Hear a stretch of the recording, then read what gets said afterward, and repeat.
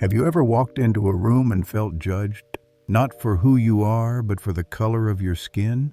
Imagine being followed in a store, just because you don't look like you belong.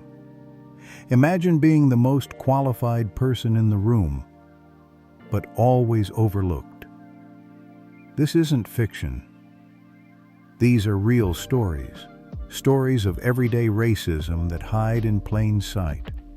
Today, we're diving into raw, unfiltered experiences of people who stood up, spoke out, and paid the price. Because racial discrimination isn't just a problem of the past, it's here, it's now, and it's personal.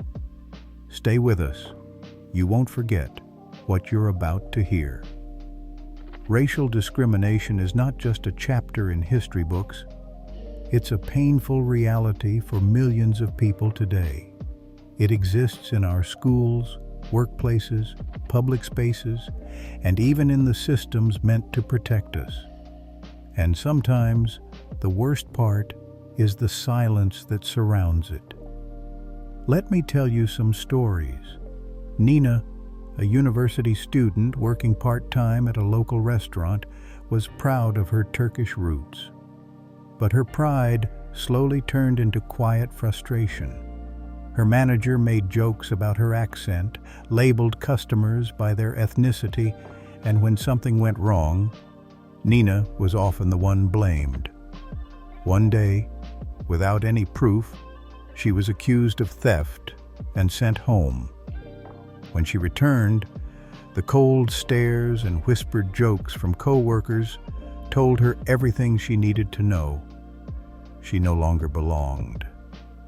But Nina didn't stay silent. She eventually left and shared her story online.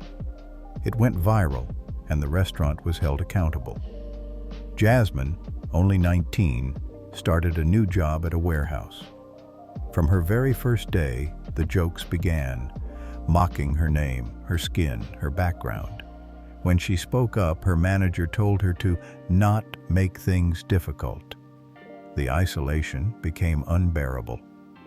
But Jasmine found help through an advocacy group. With their support, she filed a complaint. It was dismissed at first, but media attention changed everything. Her voice sparked a movement within the company. Then there's Owen Diaz. He worked at Tesla as an elevator operator and faced relentless racial abuse. Co-workers used slurs, left drawings of nooses, and created an environment filled with hate. Owen took the company to court and won. His case wasn't just a victory for him, it was a wake-up call for many others in similar situations. He proved that even the most powerful companies must answer for their actions.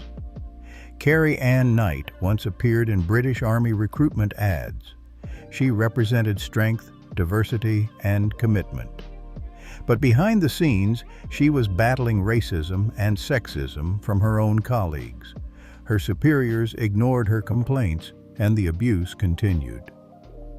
Carrie Ann chose to leave the Army and speak out.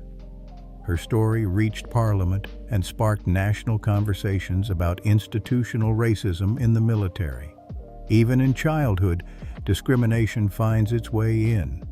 Madara, an immigrant child in school, loved soccer, but other kids made fun of her skin, her hair, her lunch. She was always picked last for teams. One day, after scoring the winning goal, a teammate still told her she didn't really belong here. She laughed it off at the time, but she never forgot it. Years later, she became a youth counselor to help kids feel seen and supported because she never wanted anyone else to feel invisible. These aren't isolated incidents. They're part of a bigger problem, one that's been normalized for far too long. Whether it's subtle microaggressions or blatant hate, racial discrimination leaves deep scars. So, what can we do? First, we listen. We believe people when they share their pain. We don't dismiss their experiences as overreacting. Second, we speak up. Silence is often seen as agreement, and it fuels the cycle. Finally, we act. By supporting organizations fighting discrimination, by educating ourselves and others, and by standing in solidarity. Change doesn't happen overnight, but every conversation, every brave voice, every step toward justice matters. Racism didn't start with us, but it can end with us.